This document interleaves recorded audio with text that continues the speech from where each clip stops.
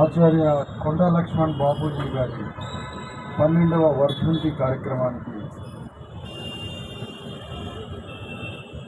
హాజరైనటువంటి వేదిక మీద ఉన్న పెద్దలు, సభాధ్యక్షులు, నిర్వాహకులు దాసు సురేష్ గారికి, వేదిక మీద ఉన్నటువంటి హనుమంతరావు గారికి, ఆర్ కృష్ణయ్య గారికి, వేదిక మీద ఉన్న బీసీ కమిషన్ చైర్మన్ ముకులాంబరావు గారికి, కృష్ణమోహన్ గారికి, ఇందిరా శోభన్ గారికి, దయానంద్ గారికి, ఇంకా వేదిక మీద ఉన్నటువంటి పెద్దలు IAS officer, retired IAS officer Chiranjeevi గారికి, ఇంకా వేదిక మీద ఉన్నటువంటి యాదుల శ్రీనివాసరావు గారికి, మరియు రాపూర్ ఆనంద భాస్కర్ గారికి, పెద్దలందరికీ నమస్తే.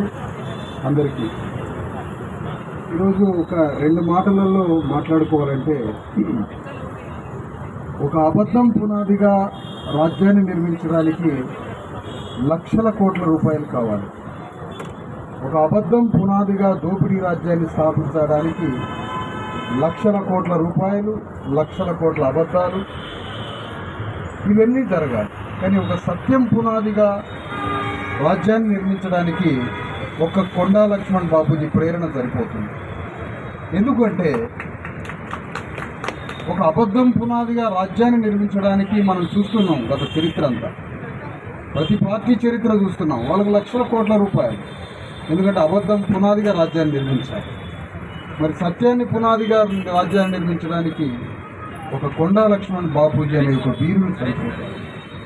అందుకనే కొండా లక్ష్మణ్ బాపూజీ అనే వీరుడికి మరణం లేదు. అమరవీరుడు అంటే అర్థం మరణం లేనివాడు అని అర్థం. ఒక చరిత్రను పునర్జీవింపజేయడానికి, ఒక సంస్కృతిని పునర్జీవింపజేయడానికి ఎప్పుడైనా ఒక వీరుడి యొక్క ప్రేరణ సరిపోతుంది. కొండా లక్ష్మణ్ బాపూజీతో ఎప్పుడూ సమాజాన్ని కడుతూనే ఉండొచ్చు, సమాజాన్ని నిర్మిస్తూనే ఉండొచ్చు. అదే చరిత్ర అంటే, అదే సమాజం అంటే. కొండా లక్ష్మణ్ బాపూజీ అనేటువంటి ఒక పర్సనాలిటీతో, కొండా లక్ష్మణ్ బాపూజీ అనే ఒక వీరుడి యొక్క వ్యక్తిత్వంతో తెలంగాణలో 1 కోటి మంది ప్రజలను నిర్మాణం చేయొచ్చు. 1 కోటి మంది ప్రజలను నిర్మాణం చేయడానికి ఒక కొండా లక్ష్మణ్ బాపూజీ ప్రేరణ సరిపోతుంది. అందుకని దీన్ని అర్థం చేసుకొని మన అణగారిన తెలంగాణ ప్రజల్లో ఏ దుష్టశక్తులు అడ్డొచ్చినాయో కానీ మన వీరులని మనం బయటికి తీసుకురాలేకపోయాం.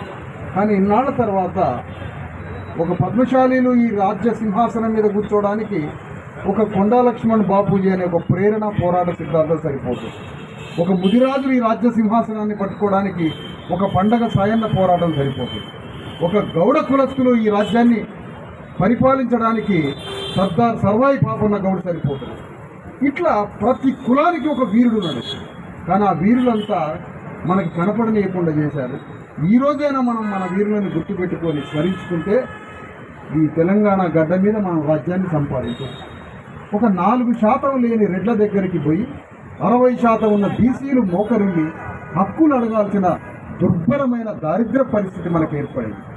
ఇది తారుమారు చేయడానికే మన గుండెల్లో నిరంతరం స్మరించుకోవడానికి కొంచెం అంబేద్కర్, కొంచెం ఫూలే, కొంచెం జ్యోతిరావు ఫూలే, కొంచెం అంబేద్కర్, కొంచెం రెండింటినీ కలిపితేనే కొండా లక్ష్మణ్ బాపూజీ.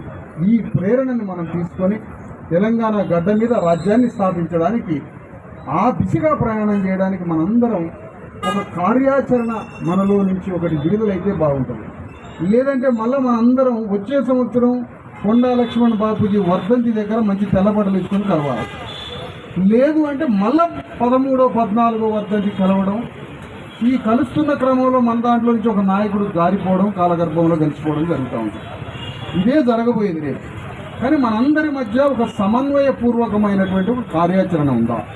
కాంగ్రెస్ పార్టీలో ఉన్న రెడ్లు, టీఆర్ఎస్ పార్టీలో ఉన్న రెడ్లు, బీజేపీ పార్టీలో ఉన్న రెడ్లందరి మధ్య ఒక సమన్వయంతో ఈ రోజు నడుస్తున్న రాజ్యాధికారం అనేది ఒక పార్టీది కాదు. ఇప్పుడున్న తెలంగాణలో ఉన్న రాజ్య ప్రభుత్వం ఒక రెడ్డి కులానిది. అన్ని పార్టీలలో ఉన్న రెడ్లదే ఇప్పుడున్నటువంటి ప్రభుత్వం. అది కాంగ్రెస్ పార్టీది కాదు, అన్ని పార్టీలకు సంబంధించిన రెడ్ల రాజ్యం అది. మరి వాళ్ళ మధ్య ఒక సమన్వయం ఉన్నప్పుడు బీసీ, ఎస్సీ, ఎస్టీ ప్రతినిధులుగా 50-60 ఏళ్ల నుంచి పోరాడుతున్న నాయకుల మధ్య మన మధ్య ఒక ఐక్య కార్యాచరణ సమన్వయానికి ఈ రోజైనా ఒక పునాది రాయేయమని కోరుతా ఉన్నాను అందరి మధ్య. ఈ పునాది రాయకపోతే మనం ప్రెస్ క్లబ్లల్లో బషీర్బాగుల దగ్గర ఇక్కడ సోమాజిగూడ ప్రెస్ క్లబ్లో ప్రతి సంవత్సరానికి ఒక 4 కార్యక్రమాలకు హాజరై ఆ ఫోటోలను లేకపోతే ఆ స్పీచ్ల్లో సెల్ ఫోన్లలో చూసుకొని మురిసిపోయే పరిస్థితి ఏర్పడింది. ఒక కొండా లక్ష్మణ్ బాపూజీ అనేటువంటి ఒక క్యారెక్టర్ ఖాళీ కోటికి కేజ్రీవాల్ పనికిరాదు, కానీ అవినీతి మీద యుద్ధం చేసిన ఒక కేజ్రీవాల్ అనే ఒక బనియా మనకి ప్రపంచం ముందు మనకు ఆదర్శమయ్యాడు. ఒక కొండా లక్ష్మణ్ బాపూజీ అనే ఒక నీతివంతమైన రాజకీయ నాయకుడు ప్రపంచ చరిత్రలోనే లేడే. ఆయన కాలిగోటి కట్టిన ధూళికి కేజ్రీవాల్ సమానం.